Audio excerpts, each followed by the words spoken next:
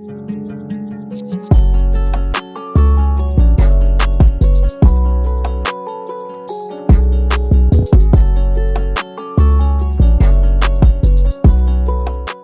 to: collard greens, fried chicken, homemade mashed potatoes. Today we're back in the lab. I got the neck bones going. Show you how this is. So all you're gonna do to start this meal off, you're gonna boil you some water, then throw your neck bones in. You're gonna add the garlic powder as well as onion powder. Here we got onion powder. Let me focus in on it. Yeah. And then today I actually did a little bit of Old Bay just to see how that's gonna come out.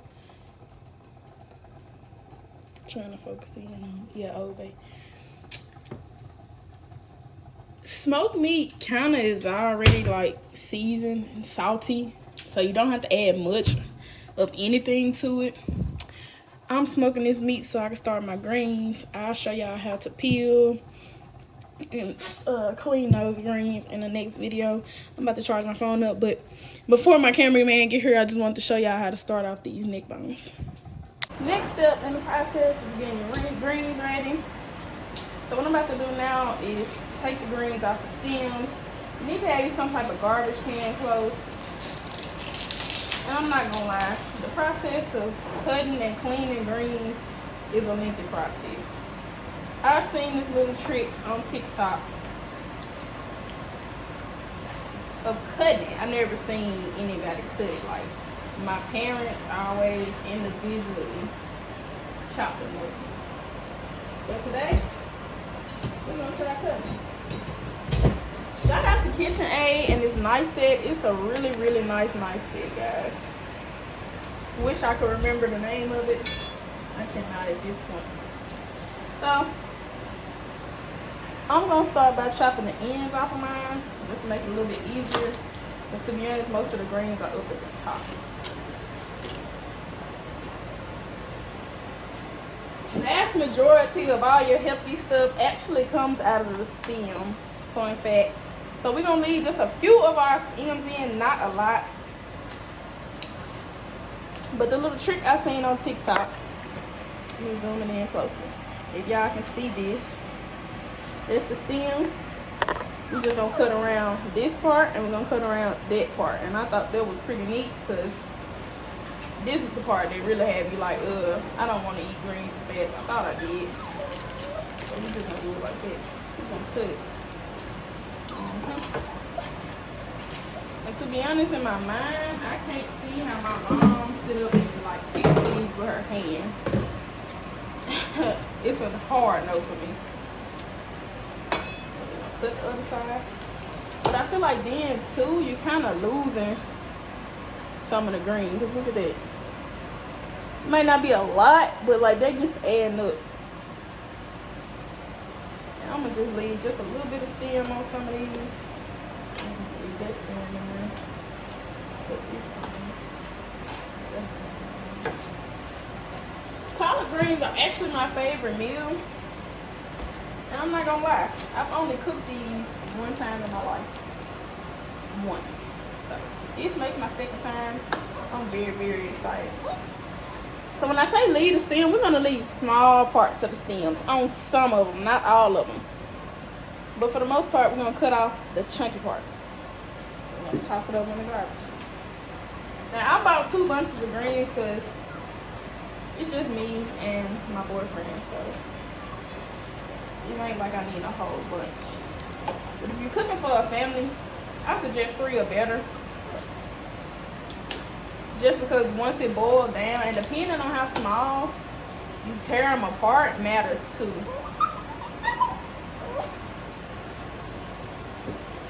My dog is so irritating. Miles. He won't let me do anything. My dog will not let me cook in the kitchen. Say hello, Miles. Say hello. He wants somebody to feed him so bad. I ain't gonna get nothing done like that. But we're gonna go right ahead on to continuing to chop these collard greens up. Actually, Actually, what I want to do is try to learn how to make, what is it? I want to learn how to cook. It is not collards. What is the name of damn greens? Turnips. Turnip greens and cabbage greens. I don't know how to cook either one of those. We just gonna make sure we get the stems out of these greens real good.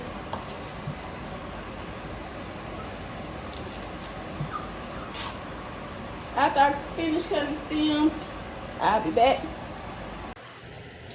Next up, we got the seasoning and frying the chicken up.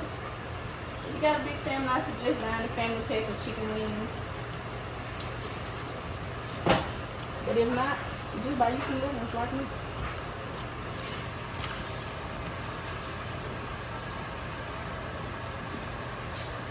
The only seasoning I use when I'm frying my chicken, we got Lawry's. Can you see that? Yeah. And we got Creole seasoning. You also gonna need flour. Don't really matter what kind, but I use Martha White self-rise flour. So you're gonna toss your chicken in flour. Also, to start this off, go ahead and have you some grease getting hot in the pot. I use the cast iron, and today I'm gonna be using my deep fry as well. After you're done seasoning your chicken up, this is what it should look like, and by now your grease should be hot. Also, I meant to tell y'all, as you're cooking any type of smoked meat, neck bones, turkey necks, whatever the case may be, continue to add water as the water boils out. If you can see that dark side over here, that's gonna be your seasoning. So you know you're gonna season it good. It's cooking up very good. I'm also gonna try deep frying some chicken tonight. So that grease is ready as well. But the most important thing I want to tell y'all about seasoning chicken up is make sure you get it in between these little crevices right here. Right in between. Because what you're gonna do is fold your chicken back. And I'll show y'all how to do that after I flour it. I'm a little bit ghetto, so I throw my chicken in Walmart bags. Y'all know the bags that y'all grandmas and mamas be saving in the pantry. This is the purpose of me saving them. I put usually like 3 or 4 together because it be holes in the bag. And just throw you some flour in there. And after we fold our chicken back, we're gonna put it over there in the flour, shake it up real good. Make sure it's all the way on the chicken, because this is what gives the chicken a crisp. So make sure you have a good layer of flour on your chicken. And this is what I mean by folding the chicken back. You're gonna tuck it. Y'all see the seasoning oozing on out? Throw that on over in there. Take the next one, and I'll tuck it. Throw it on in the bag. And basically continue in this process. Now some of your legs are going to be a little bit difficult. You can really break the leg if they act like this. So I'm probably going to cut this. This is going to be one of the retarded chicken wings because the leg is just acting up. So I'm just going to cut that little old leg right on off and toss it in the trash can. Then we just got the chicken left like that. I'm going to throw it on over in the bag. Move to the next one. Tuck it. If you can't tuck it, that's cool. Throw it in the bag after you cut the leg off. And tucking it also helps you see what still needs seasoning on it. And if it makes you feel a little bit better, season your flour up in the bag a little bit.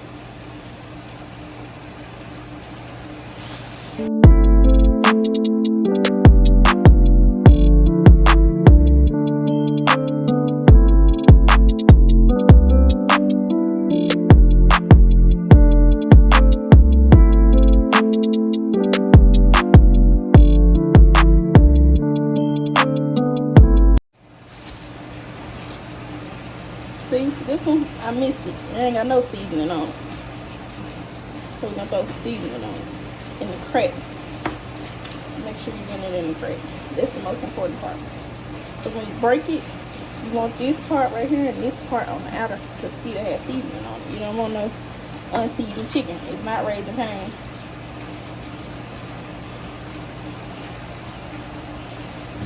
Yeah, a little large to it. I got a whole lot of chicken, so I'm gonna go ahead and show y'all how to flour it. So we'll take the handle time to handle around. If you're using the bag, some people are proper, but I like this way. You just gonna take the bottom of the bag. You're gonna put that over, up. I gotta be careful with these nails so that I don't put a hole in the outer bag. You want to flour that real good.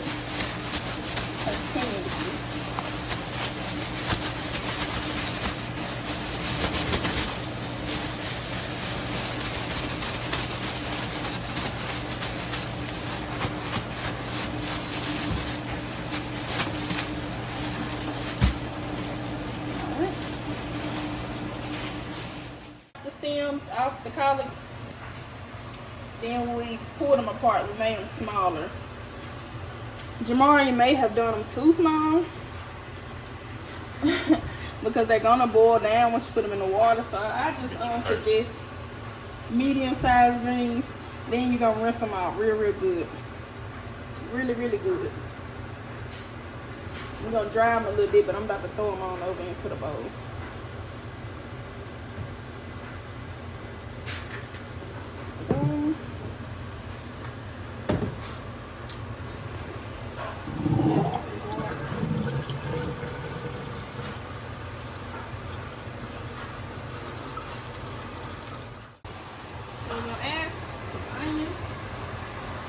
Go ahead and put my first little round of greens in. Stuff it. You got to stuff it in there.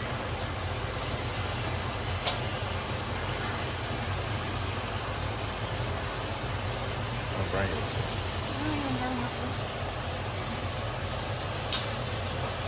Add a little bit of bacon fat on top.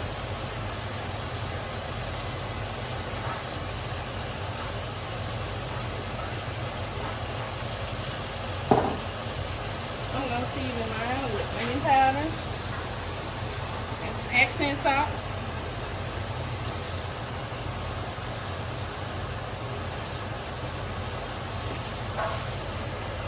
As I always say, start small.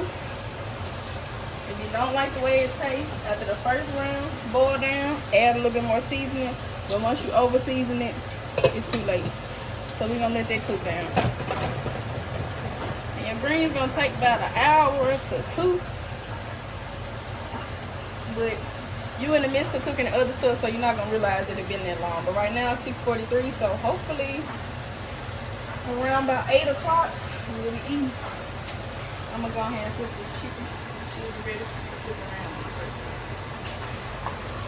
Also, when you're cooking chicken, the middle is gonna be your hot spot. So if you see something cooking slower, move it over into the middle. But make sure you let your chicken cook all the way through. Y'all see it bleeding out, let it cook.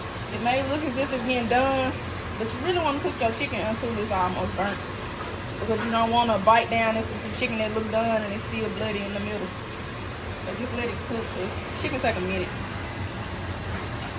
But while we're in the midst of doing that, I'm about to start cutting up my potatoes. Show y'all how to do these mashed potatoes. All right, if you want to do some good homemade potatoes, here's your key. So what we're gonna do, but what I already done, as you can see, you know, sometimes I don't do step by step, but I do come back and explain what I have done. So peel some potatoes.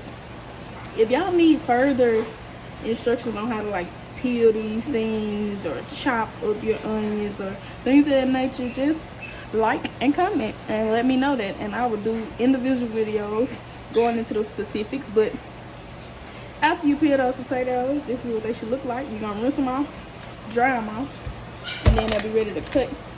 Also have you some water boiling, because you're gonna have to boil your potatoes. Now the purpose of boiling your potatoes is to soften them up. You're gonna soften them because you're gonna beat them when you're done. You're gonna beat them. That's how you mash the potatoes. So I'm gonna just show y'all how to chop these up, and I'm gonna pour them on into the water so I can check on the rest of my food. Normally what I do is just take it and go straight down like that.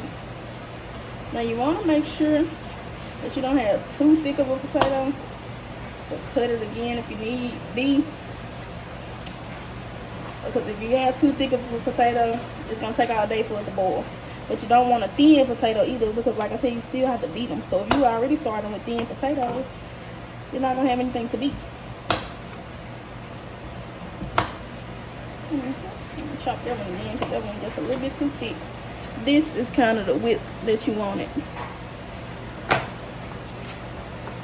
Somewhat like these.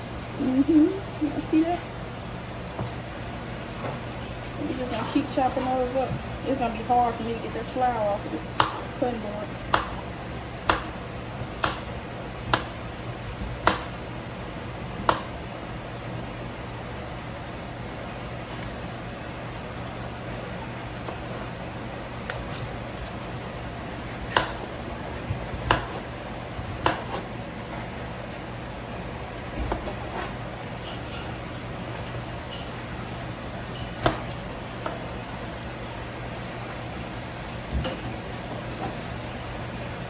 What?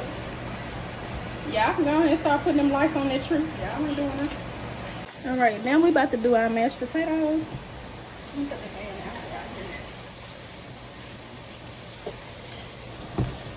I use heavy whipping cream. Most people use milk. Either way, whatever you use, don't pour too much. Pour a little bit to start off. If you need more, add more. I thought I had already opened this. Okay, I bought a whole nother heavy whipping cream for no reason. I thought this was almost done. Okay, that's gonna be off. And you're gonna drain your mashed potatoes. When they get done boiling, they should be soft. Let me show you.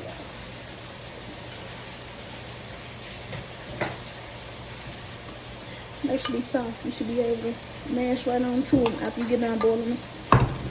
I normally say boiling. If you got it up high enough, probably like 15 minutes. You don't want it too soft, but you don't want it too hard. I know most people do this afterwards, but I go ahead and add salt and pepper before I mash it.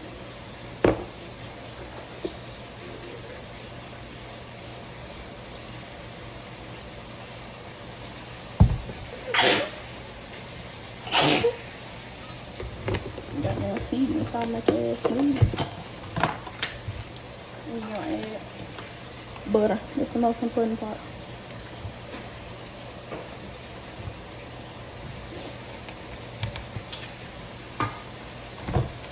Then we're gonna beat them on low. And this is my great grandma beater, so don't ask me why it's that dirty. I'm scared to ever do anything to this because I'm scared it's gonna break.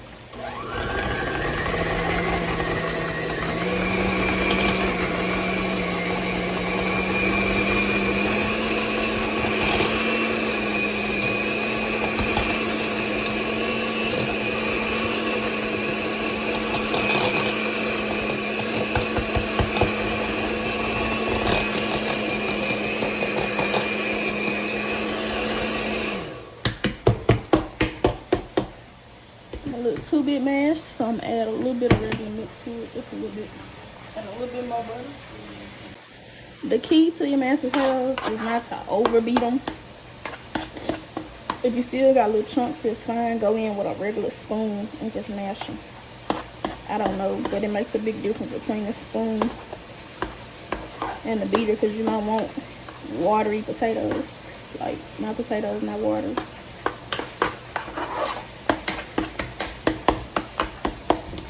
But that's the key to making some good homemade potatoes.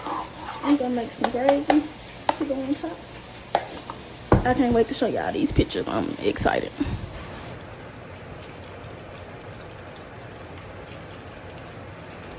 I'm about to show y'all how to do gravy from scratch. Now, if you want to use the packet, that's totally fine.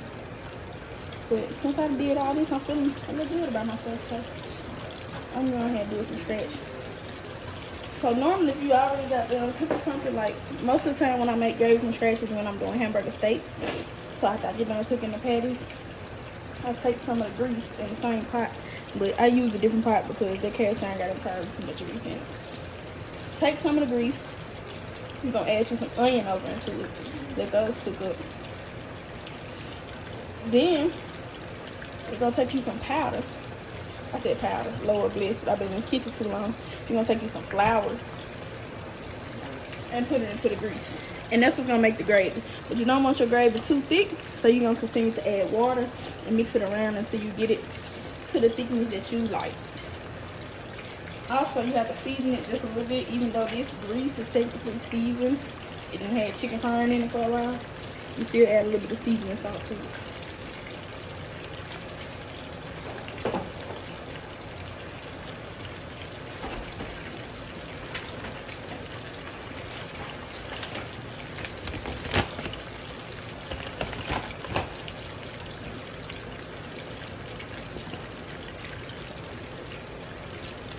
Seriously, just a little bit, because the grease is what's about to thicken up. Just a little bit. Then we'll season it.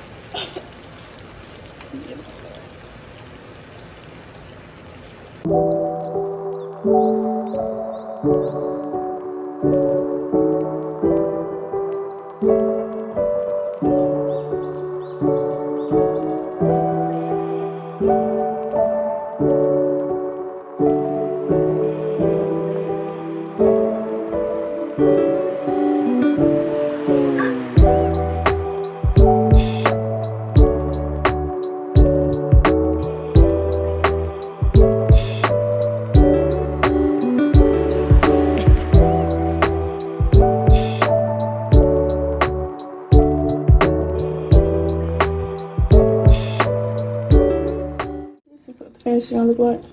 I was tired, so I ain't making cornbread. This is what your homemade gravy should look like. I'm really proud of myself on that part. And chicken for fucking days. Thanks for cooking with me